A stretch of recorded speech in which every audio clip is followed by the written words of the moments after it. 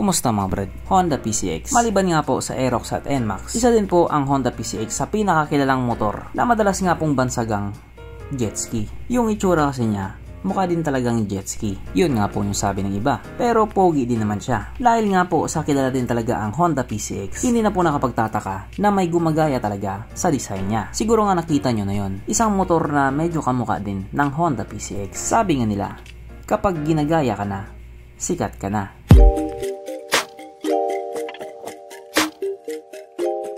Pero syempre bago tayo magpatuloy, kung bago ka pa lamang napadpad dito sa aking walang kwentang channel, huwag ka na mo-subscribe. So yun na nga, kapag sinabi nga po nating mahilig manggaya or mahilig mangopya, walang iba, China.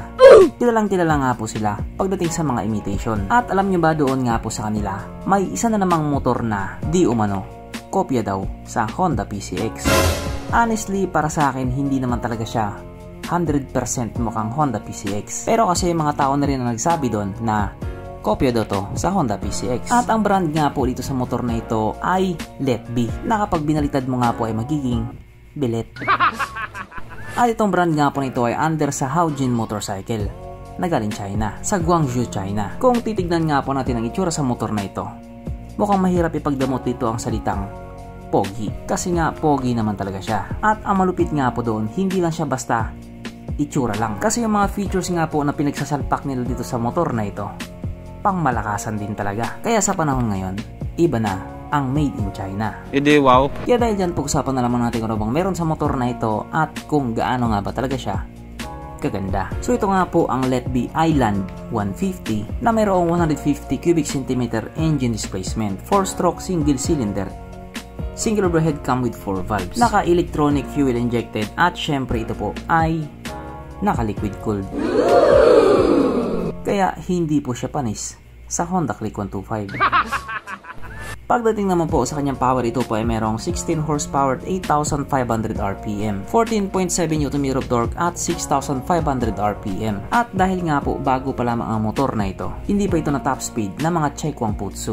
Ang kanyang tangke ay kayang magkarga ng 9.1 liters fuel tank capacity. At wala din po tayong idea pagdating sa kanyang fuel consumption. Pagdating naman po sa kanyang braking system, ito po ay naka-disc brake sa harap at disc brake din po sa likuran. At ang malupit nga po dito, parehas po itong may ABS. Yes po, siya po ay naka dual channel ABS. Pero semplang pa din. Ano, akala mo porkit naka ABS, safe na safe ka na? Oh sige, naka dual channel ABS ka nga, tapos binangga ka naman ng jeep, lots pa din. Mapunta naman po tayo sa iba pa niya mga features. So ang mga ilaw nga po sa motor na ito, naka full LED na po. At halos nga din po lahat ng motor na made in China, naka full LED talaga. At kung titignan nga din po natin yung DRL niya, astig din talaga, parang may pinagkopyahan din yung DRL niya. Ang kanyang gauge panel ito po ay naka TFT display, na common nga din po sa mga Chinese made motorcycle. Samantalang yung ibang brand ang mamahal tapos naka-analog pa, tinipid ka na, pinirahan ka pa. At dyan nga po sa kanyang panel, meron na din po yung built-in na navigation, gulo-gulo map ba or di kaya yung Waze. Kaso lang sinama pa din nila ang kanyang Smart Connect na wala naman daw talagang connect. At syempre obvious na obvious, naka-keyless po ito, naka-smart key system. Kaya dito sa motor na ito, papindot pihit ka na lang. At syempre hindi nga din po mawala sa motor na ito ang kanyang USB charging port, na para kahit saan ka nga pumapunta hindi ka na mangangamba na baka malubat yung cellphone mo, kasi nga manonood ka pa ng Pornhub.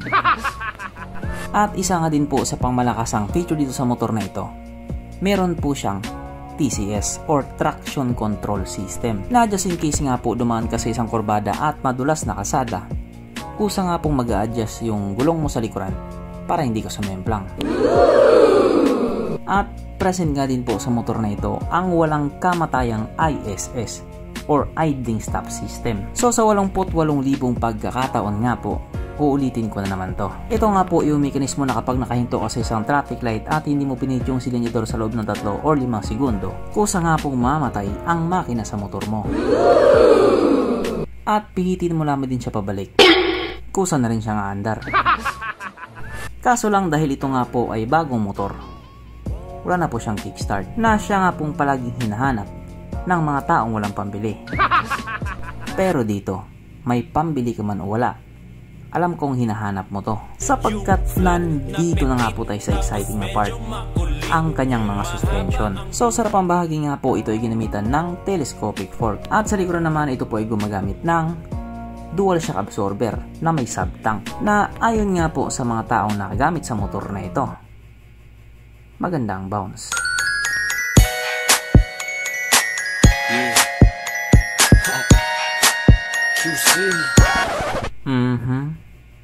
Panigurado, wala na namang nalungkot. At dahil wala nga po nalungkot, alayin na po natin kung present nga ba sa motor na ito yung tatlong pinaka-importanting features. So una na nga po dito ang kanyang lagayan ng instalyon, at good news mga brad, meron siyang ganon, meron siyang lagayan ng instalyon.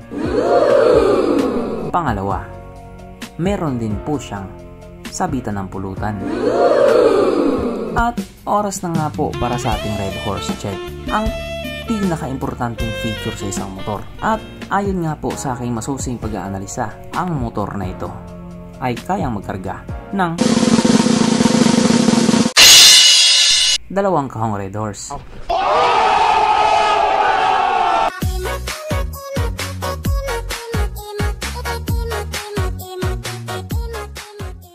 So therefore ang motor na ito ay talagang highly recommended.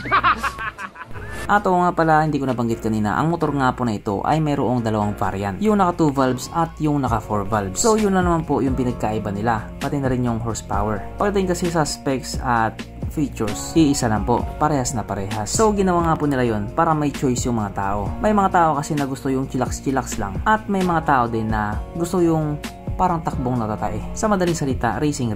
At pagdating naman po sa kanilang mga presyo, yung 2 valves nga po ay nagkakalaga ng 12,970 Chinese yuan, na kung i-convert nga po natin into Philippine peso, ito po ay papatak ng 104,000 pesos. Yung 4 valves naman ay nagkakalaga ng 13,970 Chinese yuan, na kung i-convert naman po natin into Philippine peso, ito po ay papatak ng 112,000 pesos. So ikukumpara nga po natin yan dito sa presyuhan ng Honda PCX. Di hamak na mas mura po yan. At panigurado may sisingit at sasabihin, dapat lang na mura yan. China yan. Bulok yan. Isang buwan lang, papakilo mo na yan. Syempre, hindi talaga mawawala yung mga komento na ganon. May pinanghuhugutan kasi yon. Pero kung itatanong mo naman kung ilalabas ba ito sa Pilipinas, syempre naman, hindi ko alam. Pero malay natin, isang araw nandito na yan. Wala naman talaga kasing imposible.